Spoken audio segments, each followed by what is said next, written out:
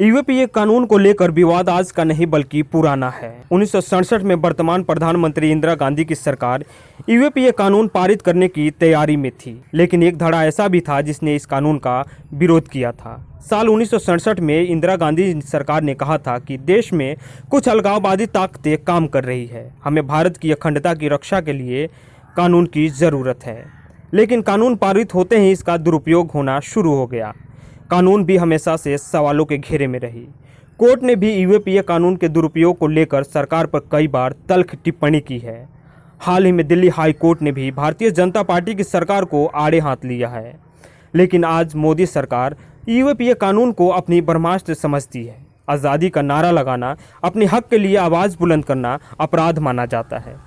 जिस अलगाववाद के नाम पर कानून को संवैधानिक अमली जमा पहनाया गया, लेकिन सरकार उसके विपरीत अपनी रक्षा के लिए गलत नीतियों के खिलाफ उठने वाली आवाज़ों को दबाने के लिए इस्तेमाल कर रही है। भारतीय जनता पार्टी जिस कानून की 54 साल पहले मुखालफत कर रही थी, आज उसी कानून को सत्ता का सुख, बाहुबल, भ्रष्टाचार और द्वेष की भावना लिए इस कानून को अपनी गहना समझ बैठी है। लेकिन आज आपको भारतीय जनता पार्टी के दिग्गज नेता, देश के प्रधानमंत्री रहे अटल बिहारी वाजपेयी की एक कथनी याद दिलाते हैं। जब 1967 में कानून पारित होने की तैयारी हो रही थी, तब क्या कहा था?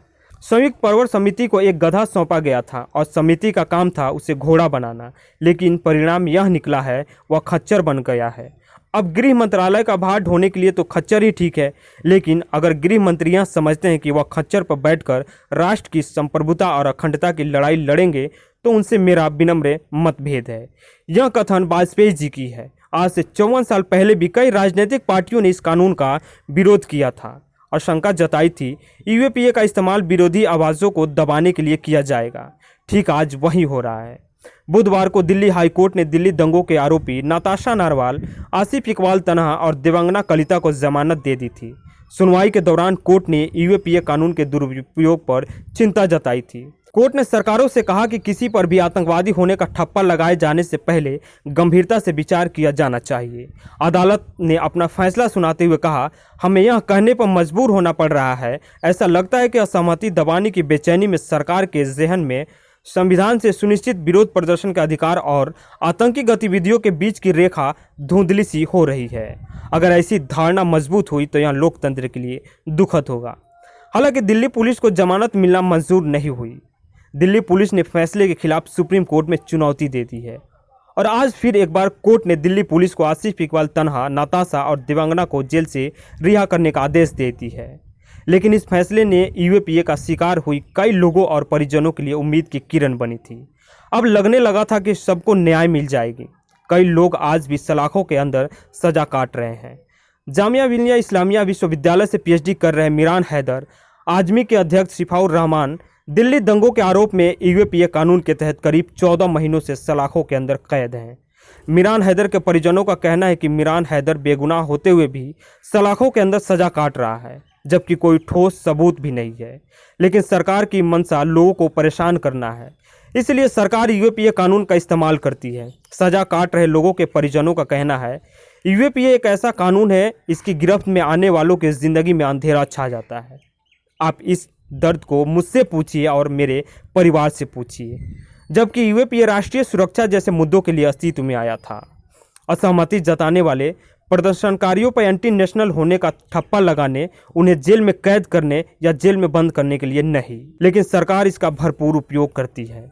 इस कानून के दुरुपयोग के गवाह हम और आप नहीं बल्कि आंकड़े हैं।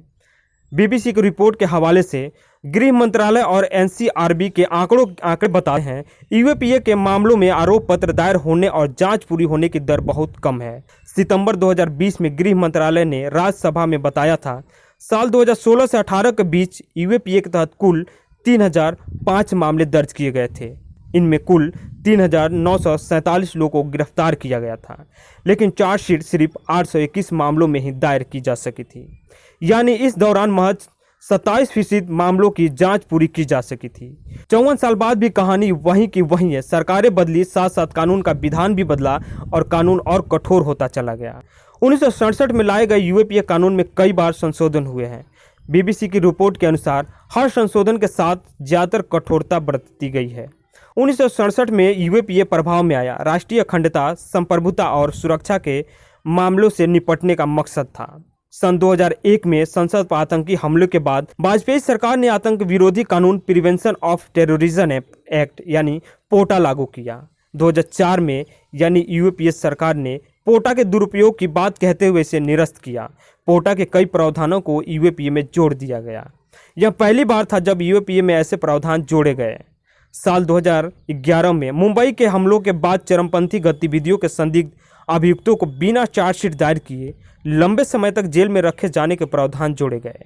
जमानत की शर्तों को और कठोर कर दिया गया। साल 2019 में भारतीय जनता पार्टी की सरकार ने राष्ट्रीय जांच एजेंसी को चरमपंथी गतिविधियों से जुड़े मामले की जांच में असुविधा का हवाला देते हुए यूएपीए में और कड़े प्रावधान जोड़े। एनआईए को यूएपीए के तहत मामलों की जांच करने का अधिकार मिल गया। तब से इस कानून का सरकार भरपूर इस्तेमाल करना शुरू कर दी और अपने खिलाफ उठने वाली हर आवाज़ को दबाने के लिए यूएपीए के तहत युवाओं की गिरफ्तारी शुरू कर दी। प्रफुल्ल के साथ ब्यूरो रिपोर्ट दी घंटा।